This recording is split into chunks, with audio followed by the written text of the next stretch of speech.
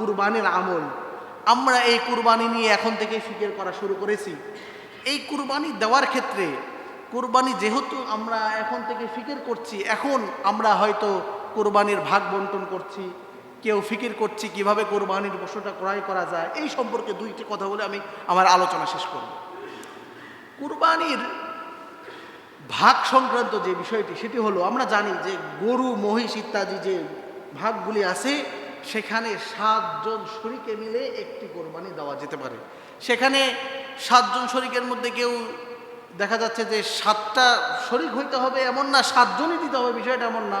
কেউ চাইলে 2টা মিলেও 7 ভাগ করতে পারে, সেটাও সমস্যা নাই। কেউ চাইলে 5 জন মিলেও করতে পারে। এক কথায় 7-এর উপরে হওয়া যাবে না, 7-এর নিচে 1, 2, 3, 4, 5, 6 যা হয় সমস্যা নাই। এখন আমি যেই কয়জনের সাথেই কোরবানি দেই, 5 জনের সাথে দেই আর 7 জনের সাথে দেই, এইখানে একটা বিষয় লক্ষণীয়, তাদের সকলেরই 2টা জিনিসের মিল থাকতে হবে। 1 নম্বর ইখলাস, নিয়ত। সকলের নিয়ত থাকতে হবে কোরবানি, অন্য কোনো নিয়ত থাকা যাবে না। অন্য কোনো নিয়ত কি থাকবে? স্বাভাবিকভাবে দেখা যায় বিভিন্ন আমল দ্বারাই নিয়তের পরিচয় পাওয়া যায়। অনেক সময় দেখা যায় একটা পরিবারের পক্ষ থেকে একটি কোরবানি দেওয়া হয়, এই কোরবানি কিন্তু সহি হয় না। কুরবানি কখনো কোনো পরিবারের পক্ষ থেকে হয় না, কুরবানি হয় প্রত্যেকটা ব্যক্তির পক্ষ থেকে। যার উপরে কুরবানি ওয়াজিব, তার সেই কুরবানির একটি অংশীদার হইতে পারবে। কুরবানি ওয়াজিব কার উপরে, এইটাও একটু স্পষ্ট করুন। কুরবানি ওই ব্যক্তির উপরে ওয়াজিব যে সুস্থ সামর্থ্যবান, তার মস্তিষ্ক ঠিক আছে। সুস্থ সামর্থ্যবান বলতে তার মস্তিষ্ক ঠিক আছে, সে পাগল না, সে মুসলমান এবং সে বালেগ। নাবালিগের উপরে কোরবানি ওয়াজিব না। বালেগ হইতে হবে, তার মস্তিষ্ক ঠিক থাকতে হবে, মুসলমান হইতে হবে। এরপরে তার নিসাব সমপরিমাণ মাল, এই যে কোরবানির দিন অর্থাৎ 10, 11, 12 এই 3 দিন কোরবানি দেওয়া যায়। এই 3 দিনের যে কোনো একটা সময়ও যদি তার উপরে নিসাব পরিমাণ মাল থাকে, এখন এই নিসাব পরিমাণ মালটা জাকাতের মতো নয়, শুধু যে স্বর্ণ রূপাই থাকতে হবে বিষয়টা এমন না। তার একান্ত হাজত আসলিয়া, ধরেন একজন মানুষের কাপড় স্বাভাবিকভাবে 2 সেট বা 3 সেট হইলেই কিন্তু তার প্রয়োজন পূরণ হয়ে যায়। স্বাভাবিক বোঝা, কারো যদি 10 সেট কাপড় থাকে, এইটাও এই কুরবানির নেশাবের মধ্যে অন্তর্ভুক্ত করতে হবে, কারণ এটা তার প্রয়োজনের অতিরিক্ত।